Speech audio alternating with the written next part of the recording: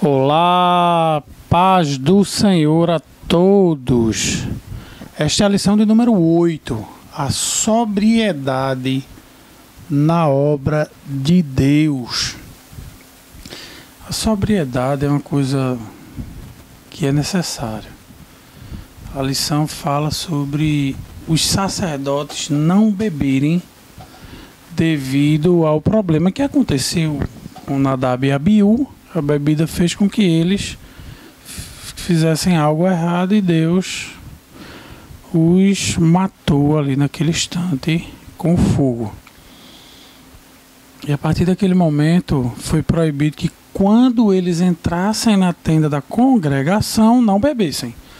O texto é claro. Em suma, a nossa vida como cristão e a nossa ética, se comer carne escandaliza, se beber vinho escandaliza ou qualquer outra coisa que faça com que um irmão da igreja, um nosso caminho, ele se enfraqueça, ou tropece, ou se escandalize, não faça. O que diz em Romanos 14, 21? Bom é não comer carne, nem beber vinho, nem fazer outra coisa em que teu irmão tropece, ou se escandalize, ou se enfraqueça. Então, o mais importante a ser visto nisso será a consciência do outro. Se depende muito, isso é questão cultural, porque os judeus eles bebiam bebida forte e vinho em suas festas. Fazia parte da cultura dele. Nós, aqui no Brasil, não temos tal cultura. E nem é bom que um cristão ande embriagado, muito menos um pastor. Ninguém merece um pastor pregando bêbado em cima de um púlpito, né? Para mim isso é uma palhaçada. Não tem condições de um bispo ser dado ao vinho. Então, não tem a mínima lógica. Quando Deus realiza o seu primeiro milagre, ele transforma a água em vinho. Claro, vinho. Agora eu quero analisar com vocês aqui qual seria o melhor vinho. Seria um suco de uva ou seria um vinho envelhecido? A pessoa que conhece vinho sabe muito bem que o melhor vinho é aquele que está mais envelhecido e está mais apurado do que o outro. Se você coloca um suco de uva e coloca um vinho e pergunta aos dois qual é o melhor vinho, é claro que quem conhece pelo sabor vai dizer que o melhor vinho é aquele que está mais apurado. O texto da multiplicação, da transformação, essa transubstanciação da água em vinho, o texto não diz Deus transformou a água em suco de uva. Não. Na minha Bíblia aqui tem dizendo vinho. E vinho é fermentado, ele tem fermento. E quando o milagre acontece, era de costume naquela época, a bebida era o vinho. Então, o que era que eles faziam? Eles pegavam o melhor vinho e davam no início da festa. Então, as pessoas poderiam, através do paladar, fazer a degustação, sentir que o vinho é bom e ali beberem. E depois, quando já estivessem alegres, que seriam bêbados, seria colocado um vinho de qualidade inferior, porque eles não iriam nem sequer perceber, de tanto vinho que já tinham tomado, não iriam perceber. Então isso era comum em festas, toda festa se fazia isso, a não ser que a pessoa tivesse muitas riquezas para fazer isso até o final da festa. E olha que festa lá de casamento, tinha festas que duravam 5 dias, 7 dias. 14 dias, 10 dias. Então era uma coisa complicada, né? Não é feito aqui. A pessoa começa a se casar de 7 horas, quando é de meia-noite, todo mundo para casa. Não. As festas judaicas eram prolongadas. Então, dentro disso, existia essa, vamos dizer assim, sabedoria das pessoas. Mas no caso, quando Jesus multiplica o vinho, eles levaram esse vinho ao mestre-sala, um especialista, mas ele não sabia que esse vinho tinha sido de água. Tiraram lá da água o vinho e não, ele não sabia. Então, quando ele provou e disse: todo homem põe primeiro o vinho bom, e quando já tem bebido bem, então inferior. Mas tu guardastes até agora o bom vinho. Então, este vinho, ele era fermentado e continha álcool em si. Porque se não fosse, ele não seria um vinho bom. Porque o vinho bom, ele teria que ser armazenado, apurado, curtido, envelhecido. Até os dias de hoje, os vinhos bons são assim. E todo vinho bom embebeda. Então, aquele vinho era da festa. Por quê? Porque os judeus, eles bebiam em festas, mas bebiam e se embriagavam.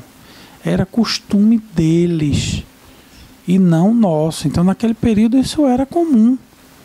Entendeu? Até no tempo de Cristo, o apóstolo Paulo, ele diz para beber um vinhozinho com água. Por quê? Por causa das frequentes enfermidades do teu estômago. Então, quando ele indica aquele vinho, ele transforma o vinho em quê? Em remédio. Era usado também como remédio. Olha, o vinho era uma coisa tão aceita dentro do judaísmo, que era feito libação, oferta a Deus. Era oferecido a Deus. Sabe o que é que eles ofereciam a Deus? Bebida forte. O que é bebida forte hoje? Cachaça, rum, uísque. Então, isso é bebida forte. Então, era um tipo de cachaça que existia na época que a pessoa embebedava rapidamente. Então, essa bebida forte que existia na época, ela era oferecida em libação de bebida forte ao Senhor. Basta ler em Números 28:7. Eu não gosto de falar de mim mesmo, não, viu, gente? Tem que citar a Bíblia, tem que constar os textos para afirmar e não sair da minha boca palavras que não estejam baseadas nas Escrituras. E a sua libação será a 4ª parte de um rim para um cordeiro. No santuário oferecerás a libação de bebida forte ao Senhor. Ou seja, no templo se oferecia isso, no tabernáculo era oferecido o quê? Bebida forte. Deus aceitava esse sacrifício. E o mesmo Deus que aceitava esse sacrifício de bebida forte, ele ordenou aos judeus que comprasse bebida forte e bebesse perante teu Deus. Foi assim a ordem. Ele ordenou, porque antigamente a pessoa que tinha o dízimo para entregar no templo ou no lugar predestinado ali a ser entregue, previsto, mas quando, digamos, era muito distante e ele não tinha como viajar com aquele dízimo, que o dízimo naquele período era alimentos e vegetais, animais. Então era dado aos levitas, órfãos, viúvas e estrangeiros. Então, em um ano que se dava o dízimo, que era uma vez por ano, cada um dos dízimos no plural, ele, digamos, a pessoa tivesse um dízimo, ele tivesse produzido 200 vacas, 200, ele teria que dar 200 vacas, ele teria que dar 20 filhotes. Então, como era que ele iria viajar longas distâncias com esses com esse dízimo, ele não teria condições. Então ele vendia o dízimo, pegava o dinheiro e viajava. Então no caminho, olha o que é que Deus ordena. Deuteronômio 14 e 26. E aquele dinheiro darás por tudo que deseja a tua alma, por vacas e por ovelhas, e por vinho, e por bebida forte, e por tudo que pedir a tua alma. Come-o ali, perante o Senhor teu Deus, e alegra-te, tu e a tua casa. Então ele poderia pegar bebida forte, se desejou o coração dele. Que a bebida forte, gente, era um tipo de cachaça. Foi ordenado por Deus, mas não é nossa cultura. Entendeu? Não é nossa cultura. A pessoa que estava morrendo também se dava bebida forte. Se você estivesse triste, amargurado de espírito, bebida é vinho. Olha, Provérbio 31:6. Dai bebida forte aos que, ao que está prestes a perecer, e o vinho aos amargurados de espírito. Esse mandamento aí, em Provérbios, era comum. Agora, o pecado é a bebedice. Você se levantar para beber, acordar para beber. Eu estou falando em situações bíblicas, dentro das escrituras, que nós não devemos... Eu não concordo que a pessoa deva beber socialmente, também não. Já fui na casa de cristãos, que cheguei lá, tinha um barzinho na casa dele. É brincadeira, com uísque, vodka, rum. Eu só não vi cachaça. Mas tinha uma tal de uma cerveja também. Então, gente, eu não concordo com isso. Eu acho isso um escândalo. E se isso escandaliza, eu não vou estar andando por isso. Se comer carne escandaliza, eu não vou comer. No nosso país, isso é um escândalo. O cristão não deve estar bebendo, mediante a nossa cultura e a visão que nós somos observados e rodeados por uma tão grande nuvem de testemunhas. Não devemos beber. Mas, biblicamente, você não pode dizer que isso é pecado, porque a Bíblia não condena. Ela condena a bebedice. Então, os bêbados, que é aquela pessoa que bebe para dormir e acorda para beber, não tem parte no reino dos céus. 1 Coríntios 6,10. Isso está claro, não tem parte. E a bebedice, que é aquele ato de você estar bebendo direto. Não, isso aí também não. Não só a bebida, viu, gente? Mas a comida também. Glutonaria não tem parte no reino de Deus.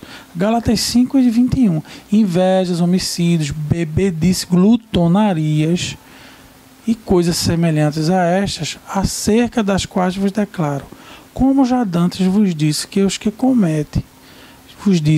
cometem tais coisas não herdarão o reino de Deus. Comer é pecado? Não, mas a glutonaria é. O que é a glutonaria? O excesso de comida, comendo, sem parar, comendo. É a mesma coisa a bebedice, bebendo. Não, gente, isso é pecado. 1 Pedro 4:3. Porque é bastante que no tempo passado da vida fizesses a vontade dos gentios, andando em dissoluções, concupiscências, borrachices, glutonarias, bebedices e abomináveis idolatrias. Então, já daquele tempo, mesmo no Antigo Testamento, já era para o judeu condenado a bebedice. Entendeu, gente? Eu quero fazer aqui um comentário sobre os bispos no Novo Testamento, sobre esse fato de bebida e alguns textos que precisam ser revistos. Efésios 5:18. E não vos embriagueis com vinho, em que há contenda, mas enchei-vos do Espírito Santo. Então, aqui está falando, se tiver contenda naquele vinho, não beba. Não está proibindo beber, provar o vinho, tomar um gole de vinho. Não é isso não. Agora, se tiver contenda, onde você estiver bebendo, não beba. 1 Timóteo capítulo 3, versículo 2. Convém, pois, que o bispo seja irrepreensível, marido de uma mulher, vigilante, sóbrio, honesto, hospitaleiro, apto para ensinar, não dado ao vinho. Então esse fato aqui de dizer não dado ao vinho, quer dizer que não é entregue ao vinho, não vive sendo dominado pelo vinho, mas não está proibindo a pessoa de tomar um copo de vinho ou beber socialmente. Não, isso aqui não está combinando. Está dizendo não dado ao vinho. E o mesmo capítulo, no versículo 8, 1 Timóteo 3, da mesma sorte os diáconos sejam honestos, não de língua dobre, não dado a muito vinho, não cobiçosos de torpe ganância. Então, não dado a muito vinho, já está mais claro ainda. Muito vinho. Mas a pessoa tomar o vinho não era pecado, até porque nós fazemos isso na ceia, né? Nós tomamos vinho na ceia. Ah, mas não tem álcool assim. Vinho é vinho. E a gente toma vinho. Se aquele vinho você deixar curtir, ele vai fermentar. E o vinho ele era para a alegria do coração do homem. Salmo 104:15. Ele alegrava. Vamos a uma explicação rápida aqui para terminar este vídeo. Veja só, Jesus, ele, quando o anjo veio, falou a Maria, disse que ele não poderia beber vinho. Então vamos fazer a alusão, a comparação do termo beber e vício. Veja só, Lucas 1:15. Porque será grande diante do Senhor, esse é o anjo que chega para Jesus, e não beberá vinho, nem bebida forte, e será cheio do Espírito Santo, já desde o ventre de sua mãe. Então, o anjo dá uma ordem para que ele não beba nem vinho, nem bebida forte. Não há relatos de que ele bebeu bebida forte para se embriagar, não. Então, vamos eliminar esse comentário. Lucas 1:15 está mostrando essa parte. Então, em Lucas 7, no versículo 33, já diz assim, olha, porque veio João Batista que não comia pão, nem bebia vinho, e dizeis tem demônio.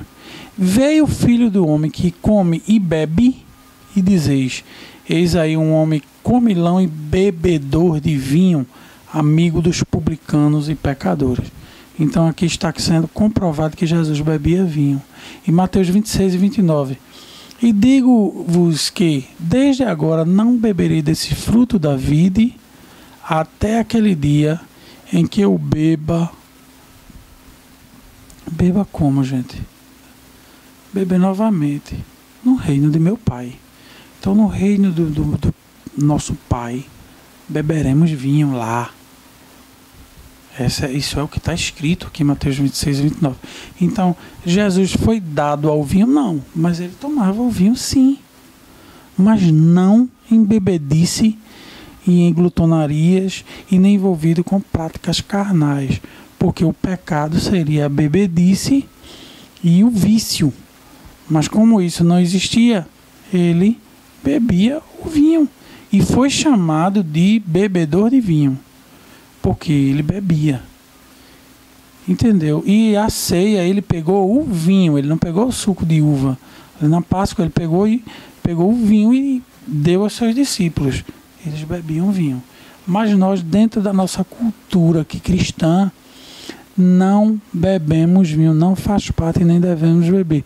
Eu estou falando dentro do campo teológico, porque o bispo dado ao vinho é horrível.